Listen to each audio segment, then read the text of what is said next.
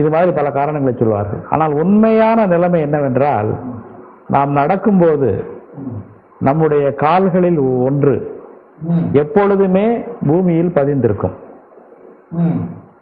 ஓடும் பொழுது ஒரு வினாடிக்காவது 2 கால்களும் காற்றில் பறந்து கொண்டிருக்கும். இதுதான் நடைக்கும் ஓட்டத்துக்கும் உள்ள வித்தியாசம்.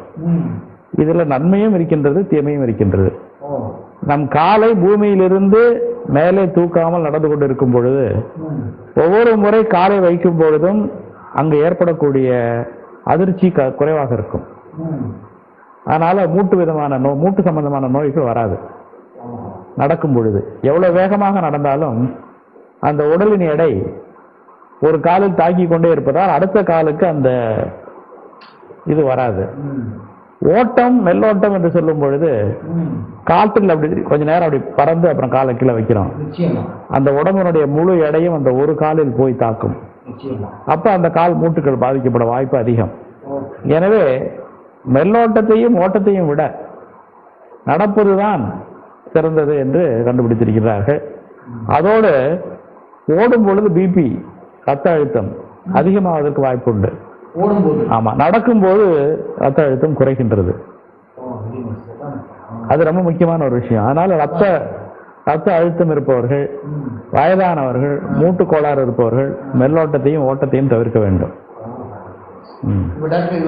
சில பேர் மெல்ல நடந்து போறாங்க, சில பேர் வேகமா நடக்கிறாங்களே, அதனால என்னமோ, அதாவது அவர்களுடைய சக்திக்கு ஏற்ற மாதிரி எவ்வளவு வேகமாக முடியுமோ, ஆமா ஆமா, எவ்வளவு முடியுமோ வேகமாக முடியுமோ அந்த அளவுக்கு அவர்கள் நடக்க வேண்டும். வேகமாக நடக்கணும்ன்றது இருக்காது அப்படின்னு ஒன்றும் அவசியம் இல்லை. வேகமாக நடப்பது இதயத்தையும் நுரையீரலையும் பலப்படுத்தும். ஆமா ஆமா. ஆனா நம்ம சர்க்கரை நோய்க்கு நடப்பது எதற்காக என்றால் சக்தியை செலவழிக்க. ஆமா. இப்ப ஒருவர் 5 கிலோமீட்டர் நடக்கிறார், வேகமாக நடந்தாலும் மெதுவாக நடந்தாலும் அதே அளவு சக்தி தான் செலவாகும். அதனால அந்த தூரத்தை கணக்கிட்டு கொண்டு, ஆமா, அதான் பிசிக்ஸ்லயே அப்படித்தானே சொல்றோம். சக்தி எப்பொழுது செலவாகிறது என்றால் ஒரு எடையை ஒரு குறிப்பிட்ட தூரத்தில் நகர்த்தும் பொழுது சக்தி செலவாகிறது என்று சொல்லிக் கொடுத்திருக்கிறார்கள். அதை வேகமாக நகர்த்தினாலும் அதே சக்தி தான் செலவாகும், மெதுவாக நகர்த்தினாலும் அதே சக்தி தான் செலவாகும். எனவே வேகமாக நடக்க வேண்டும் என்பது சர்க்கரை வியாதியை பொறுத்தவரையிலும் தேவையில்லை. நடந்தால் போதும். இப்போ இதுல இப்போ ஸ்விம்மிங் சொல்றாங்களே, நீச்சல் பயிற்சி, அது எப்படி, எந்த அளவுக்கு இல்லை? நீச்சல் பயிற்சியும் ஒரு நல்ல பயிற்சி. தொடக்க காலத்தில் நிறைய சக்தி செலவாகும். பழகி கொண்டிருக்கும் பொழுது ஆமா ஆமா கூட செலவாகும். ஏனென்றால் அதில் நாம் உடம்பை நகர்த்துவதோடு இல்லாமல் அந்த தண்ணியில மிதக்க வேண்டிய ஒரு சூழ்நிலையும் இருக்கின்றது. அந்த மிதப்பதற்கும் சக்தியை செலவு செய்கின்றோம், முன்னாடி பின்னாடி போவதற்கும் சக்தியை செலவு செய்கின்றோம். ஆரம்ப காலத்தில் நீச்சலில் நிறைய சக்தி செலவாகும். நீச்சல் அடித்து பழக பழக பழக அந்த மனிதனுக்கு சக்தியை குறைவாக செலவு செய்து நீந்துவதற்கு பழகி விடுகிறார். பயிற்சியினுடைய தன்மையினால அவருக்கு அந்த பழக்கம் வந்து விடுகிறது. ஆமா, அதனாலதான் சில பேர் 22 கிலோமீட்டர் கடல்ல நனைந்து போனாங்க அப்படின்னா அந்த பழக்கம் தான் காரணம் அதற்கு. ஆமா ஆமா, ரொம்ப குறைவாக பண்றதுனால போக போக நீச்சல் அவ்வளவு நல்ல பலன் அளிக்காது. அதோடு இல்லாமல் இந்த ஓடுவதை போல நீச்சல் அடிக்கும் போதும் ரத்த அழுத்தம் கூடுகிறது என்று கண்டுபிடித்திருக்கிறார்கள். அந்த ஒரு பாதிப்பும் அது இருக்கின்றது. அதனால நடையை கம்பேர் பண்ணும்போது ஆமா, இதய நோய் உள்ளவர்கள், ரத்த அழுத்தம் உள்ளவர்கள் நீஞ்சுவது அவ்வளவு நல்லதல்ல. இப்போ இதே மாதிரி இந்த வெயிட் லிஃப்டிங் பண்றாங்க, பளு தூக்குறது, இது எப்படி, எந்த அளவுக்கு பயனா? அதாவது எடையை தூக்கும் பொழுதும் நிறைய சக்தி செலவாகின்றது. எடையை தூக்கும் பொழுது அந்த தசை நார்கள் முறுக்கேறுகின்றன, இதுலயும் சக்தி செலவாகின்றது. ஆனால் நேரம் இல்லாதவர்கள் ஒரு குறிப்பிட்ட அளவு சக்தியை கட்டாயமாக செலவு செய்துவிட்டு அலுவலகத்துக்கு செல்ல வேண்டும் என்று நினைப்பவர்கள் இந்த மாதிரி பளுதூக்குவதை போன்ற காரியங்களை செய்யலாம். ஆனால் வயதாக அந்த பளுதூக்கும் முயற்சியில் ஏற்படக்கூடிய விபத்துக்கள் அதிகம். எலும்புகளில் பாதிப்பு ஏற்படலாம், மூட்டுகளில் பாதிப்பு ஏற்படலாம், தசை நார்கள் டெண்டன்ஸ் என்று சொல்லக்கூடிய அவற்றிலும் பாதிப்புகள் ஏற்படலாம். எனவே பளு தூக்குவது வேகமாக சக்தியை செலவு செய்ய பயன்படும். ஆனால் அதிலும் சற்று ஆபத்து இருக்கின்றது என்பதை உணர்ந்து கொள்ள வேண்டும். சரி டாக்டர், இப்போ இந்த சக்தியை பற்றி செலவு செய்யறதுக்கு சொன்னீங்கன்னா, அப்போ இந்த உடலினுடைய ஒவ்வொரு செயலுக்கும் சக்தி செலவழிக்கப்படுகிறது. ஆமா ஆமா ஆமா. இப்போ பேசுகின்றார்கள் செய்தியாளருக்கு நிறைய சிலர் இமோஷனலா பேசுறாங்க, சிலர் ஒரே மாதிரி மெலோடியஸா பேசிட்டே இருக்காங்க. இந்த பேசுகின்ற போது சக்தி எப்படி? பேசுகின்ற போதும் சக்தி செலவாகின்றது. கையை காலை ஆட்டாம அமைதியாக பேசும் பொழுது மிக மிக மிக குறைந்த அளவு தான் சக்தி செலவாகும். ஆனா பேசுகின்ற போது ஓரளவுக்கு தூங்கும் போதே சக்தி செலவாகின்றது. ஆமா, அதை நாங்க என்ன சொல்றோம்னா பேசல் மெட்டபாலிக் ரேட் என்கிறோம். பேசல் மெட்டபாலிக் ரேட் என்று சொல்கின்றோம். அதாவது மனிதனை உயிரோடு வைத்துக் கொள்வதற்கு உடல் உறுப்புகள் இயங்குவதற்காக பயன்படும் சக்தி அது.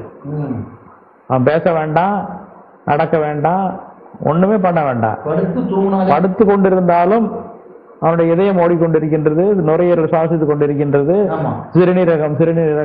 சிறுநீரை வெளியேற்றிக் கொண்டிருக்கின்றது, உணவு பாதை ஜீரணம் பண்ணி கொண்டிருக்கிறது. இதுக்கு ஆகக்கூடிய சக்தி பேசல் மெட்டபாலிக் ரேட் என்று சொல்கின்றோம். அந்த அளவுக்கு ஒரு சக்தி சும்மா இருந்தாலும் செலவாகி கொண்டுதான் இருக்கும். அதே மாதிரி பேசும்போது ஆமா, பேசும்போது இந்த எமோஷனல் ஸ்பீச் பாதிப்பு. எமோஷனல் ஸ்பீச்சுங்கும் பொழுது சக்தி செலவாகின்றது. ஆனால் இந்த ஓட்டம் நீச்சலை போல ரத்த கொதிப்பும் அதிகமாகின்றது. ஆமா ஆமா, நிச்சயமாக உண்டு. இப்ப இந்த கயிறு தாண்டுதல் பயிற்சி அதாவது எப்படின்னா, ஒரு மனிதனுடைய எலும்பினுடைய திண்மை அவனுக்கு 18 வயது அல்லது 16 வயது முடிவதற்குள்ளே முடிவு செய்யப்பட்டு விடுகின்றது. வளரும் பருவத்தில் அந்த எலும்புகள் எப்பொழுது திண்மை அடைகின்றன என்றால், அந்த எலும்புக்கு எதிராக ஏதாவது ஒரு தாக்கம் இருந்து கொண்டே இருக்க வேண்டும். ஒரு மூட்டை தூக்கி கொண்டே இருக்கிறார் என்றால் அவருடைய எலும்புகள் அந்த மூட்டை தூக்குவதற்கு ஏற்ற வலுவை பெறுகின்றன. ஒருவர் ஈசி சேர்ல படுத்துக்கிட்டே இருக்காருன்னா அவருடைய எலும்புகள் வலுவை பெறுவதில்லை. எனவே சிறு குழந்தைகளுக்கு எலும்பு திடமாய் கொண்டே இருக்கின்றது, உள்ள இருக்கக்கூடிய எலும்பு. அதுக்காக அந்த 18 வயது முடிவதற்குள் எலும்புகள் நல்ல உரம் பெற வேண்டும் என்று நம்முடைய நோக்கம் இருக்கும் பொழுது அந்த கயிறு தாண்டுதல் பயிற்சி சின்ன குழந்தைகளுக்கு சொல்லித்தரோம், ஸ்கிப்பிங் என்று. ஆமா, அது இளைஞர்களுக்கும் சிறு குழந்தைகளுக்கும் தான் அது பலன் அளிக்கும். சர்க்கரை நோயாளிகளுக்கு சில பேர் அதை ஒரு ஃபேன்சியா நினைச்சு நான் டெய்லி 1000 தடவை ஸ்கிப்பிங் போடுறேன் என்று சொல்கிறார்கள். ஆனா விசேஷமான பலன் எதுவும் அந்த நேரத்தில் இருக்காது. ஏனென்றால் அவருக்கு ஏற்கனவே அந்த எலும்புகளுடைய திண்மை முடிவு செய்யப்பட்டு விட்டது, முடிஞ்சிருச்சு. ஒவ்வொரு தடவையும் குதிச்சு கயிறு தாண்டும் பொழுது அந்த மூட்டுகளில் ஏற்படக்கூடிய தாக்கம் தவறான விளைவுகளை தான் ஏற்படுத்தும் ஒழிய எலும்புகளை அந்த வயதுக்கு மேல் திண்மைப்படுத்த முடியாது. இப்போ எல்லாரும் இப்போ டாக்டர்களே கூட மருத்துவர்களே கூட ரெக்கமெண்ட் பண்றாங்க, அவங்களுக்கு கொஞ்சம் அமைதியா இருக்கணும், டென்ஷன் இல்லாமல் இருக்கணும்னா யோகாவுக்கு போகணும் அப்படின்னாங்க. இந்த யோகான்னா என்ன? அந்த யோகா உண்மையிலேயே மருத்துவ ரீதியா என்ன செய்யும்? அதாவது வாழ்க்கை முறை மாற்றத்தில் 3 பிரச்சனைகளை சொன்னேன். ஒன்று உடற்பயிற்சி இல்லாமல் இருப்பது, அளவுக்கு அதிகமாக உணவு உண்பது, மன உளைச்சலோடு இருப்பது. ஆமா, இப்ப இந்த தியானம் போன்றவை எல்லாம் அந்த மன உளைச்சலை சரி செய்ய மட்டும்தான் பயன்படுகின்றன. மன உளைச்சலை சரி செய்வதற்கு மனதை ஒருமுகப்படுத்தி மனதை சிதற விடாமல் அமைதியாக எப்படியாவது அமைதியாக இருக்க நாம் பழகி கொண்டோம் என்றால் அதற்கு ஒரு கடவுள் பெயரை சொல்லணும் இல்லை, ஒரு குருவின் பெயரை சொல்லணும் என்ற அவசியம் இல்லை.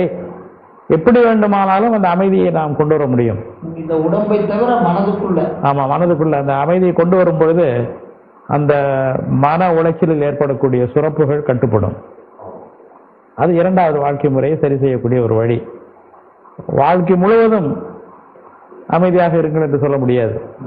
எப்படி வாழ்க்கை முழுவதும் நடந்து கொண்டே இருங்கள் என்று சொல்ல முடியாதோ, ஆமா, வாழ்க்கை முழுவதும் அமைதியா இருக்குன்னு